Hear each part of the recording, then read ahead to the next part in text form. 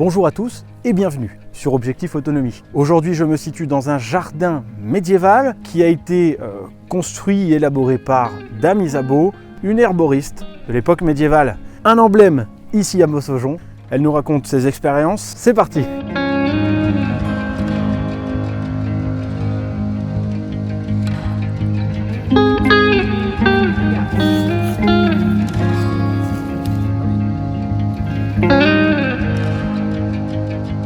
Bien, bonjour, je m'appelle Dominique, je suis heureuse de vous accueillir ici à Mossojon, un petit village haut-marnais avec beaucoup de caractère, où je vis depuis 2 ans maintenant. J'ai eu une vie professionnelle bien remplie durant 40 ans, puisque j'ai travaillé dans l'éducatif en tant qu'éducatrice spécialisée. Et l'heure de la retraite a sonné pour moi il y a 2 ans. Et ce fut une belle aubaine, puisque parallèlement à cette vie professionnelle que j'avais, depuis une vingtaine d'années, j'ai une passion très forte sur 2 axes, on va le dire comme ça, l'histoire, et notamment le Moyen-Âge, et le jardin. L'histoire, bon, moi j'ai toujours aimé l'histoire.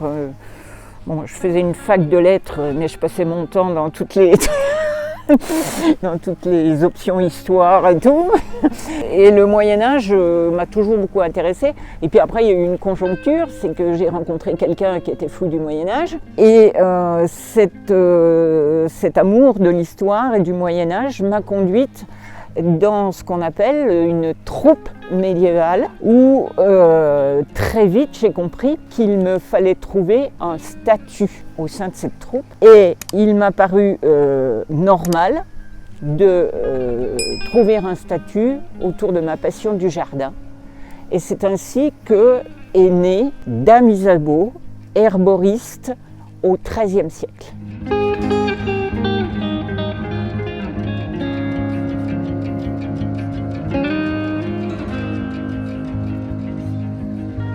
La rencontre du public dans les fêtes médiévales, déjà ça a été tout de suite exceptionnel, sachant que je présentais l'échoppe de l'herboriste et avec ces plantes là qui sont là tout autour et que j'emmenais en vrai, qui était plutôt rare sur les fêtes médiévales et que je présentais dans des pots, etc., etc. Cette relation au public m'a tout de suite beaucoup plu et ça plaisait au public aussi, je le sentais bien et j'avais beaucoup de renvois très positifs. Petit à petit, eh bien, je suis rentrée dans cette peau de Dame Isabeau qui, elle aussi, débutait dans ce métier et qui très vite a vérifié qu'il lui fallait de véritables connaissances. Pour matérialiser ça et pour que Dame Isabeau ne dise pas trop de bêtises, eh bien donc je me suis inscrite à un diplôme qui m'a menée à obtenir donc ce qu'on appelle le certificat européen en phytothérapie et aromathérapie. Et il est vrai que ce diplôme m'a quelque part libérée de cette idée et de cette crainte que j'avais parfois dans ce personnage de Dame Isabeau, eh bien peut-être de me tromper ou d'avancer des choses qui n'étaient pas suffisamment vérifiées. Ce diplôme aussi, il a été très important parce qu'il m'a donné une assurance et qu'à partir de là, ce personnage a continué à évoluer. Et de façon intéressante, puisqu'il a évolué autant dans l'aspect historique que dans l'aspect botanique. Parallèlement, les connaissances se sont développées. Historiquement, Dame Isabeau s'est construite en tant que femme au XIIIe siècle, femme indépendante, qui du coup a pu faire ce choix de devenir herboriste, une profession, pour exemple, qui n'était réservée qu'aux hommes.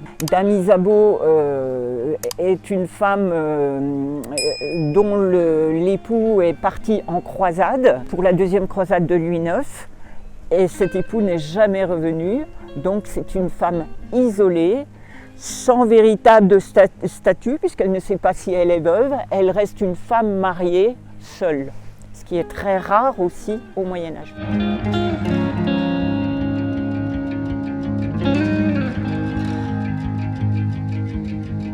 Après quelques années d'animation médiévale au sein de cette troupe, il semble que l'indépendance n'était pas suffisante, en tout cas à Dominique.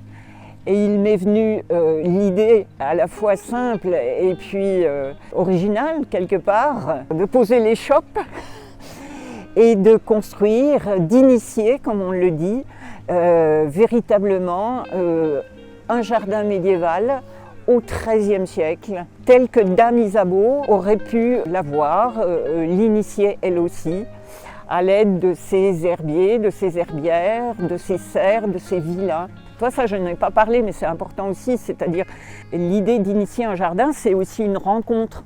C'est-à-dire que moi, un jour, je suis allée à Vignory, donc il y a 20 ans, ouais, c'était à peu près dans ces eaux-là.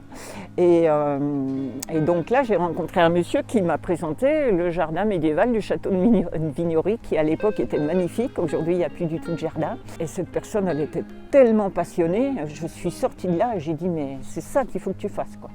Tu vois, ça a été vraiment déterminant. C'est grâce à lui, en fin de compte, que j'ai osé, quoi. Je me suis dit, bah, pourquoi pas toi? Jardin médiéval construit donc sur ce qu'on appelle un capitulaire. Le mien est le capitulaire de Vilis, demandé par Charlemagne en l'an 800, qui indique formellement comment doit se présenter ce jardin. Donc un capitulaire, eh bien, c'est simplement ce qu'on appelle au Moyen-Âge un petit chapitre. Donc c'est 2 feuillets où sont notées toutes les plantes. Initialement, le capitulaire de Vilis de Charlemagne comporte 80 plantes qui sont classées, qui sont implantées par catégorie. 3 grandes parties dans ce jardin médiéval. L'herbularium, c'est le jardin des simples, le jardin des plantes qui guérissent. L'ortus, c'est le potager, les plantes qui nourrissent, ainsi que le viridarium, c'est le verger, donc avec les 13 arbres que doit contenir ce verger et qui rentrent évidemment et dans l'aspect nutritif, mais aussi dans l'aspect médicinal du jardin de type abbatial au XIIIe siècle.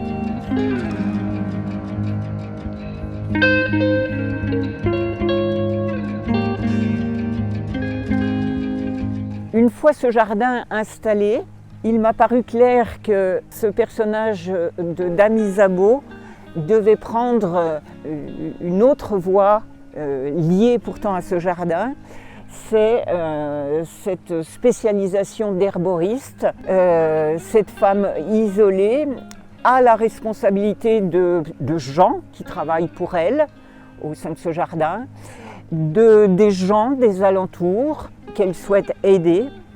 Et c'est à travers cette herboristerie où vont être créés des remèdes fabriqués avec toutes ces plantes qui poussent dans ce jardin qu'elle va pouvoir aider ces gens. Alors ces remèdes de l'époque XIIIe siècle, eh bien, ça peut être un onguent fabriqué avec le millepertuis ou avec le calendula. Ça peut être un sirop fabriqué avec le coquelicot. Cela peut être évidemment des huiles fabriquées avec les graines de ricin. Et puis, bien entendu, de façon plus générale, beaucoup d'infusions avec toutes ces plantes qui sont récoltées dans le jardin et puis évidemment récoltées à l'extérieur par les herbiers et les herbières qui travaillent pour Dame Isabeau. Alors ces préparations, quand je les présente aux gens qui n'attendent que des connaissances par rapport à comment transformer ces plantes,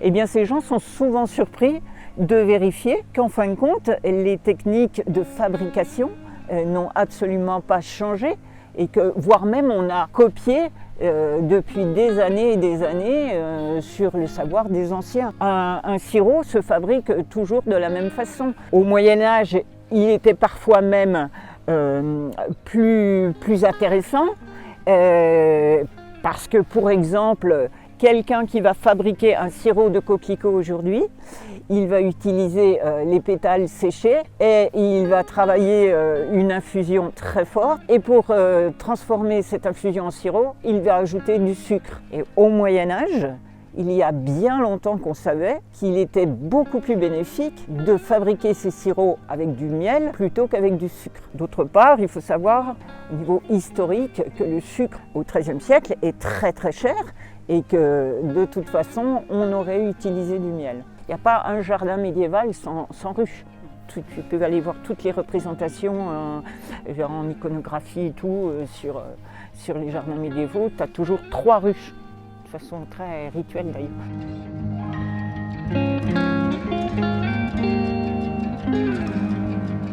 Parce que je veux être sûre que j'ai compris la question. Tu es en train de me demander si dans ce que je plante, ou enfin dans ces plantes, dans ces arbres, etc., et dans la transformation que j'en fais à travers les remèdes, pas de transformation du tout, après tout. Est-ce que ça peut être utile à quelqu'un qui veut vivre en autonomie ou en résilience? Moi, j'ai envie de dire oui, j'ai envie de dire oui, quoi. C'est compliqué parce que ça veut dire, quelque part, si je vais au bout de la question, c'est ce que tu présentes là dans ton herboristerie en tant que remède issu de ces plantes-là, c'est du pipeau.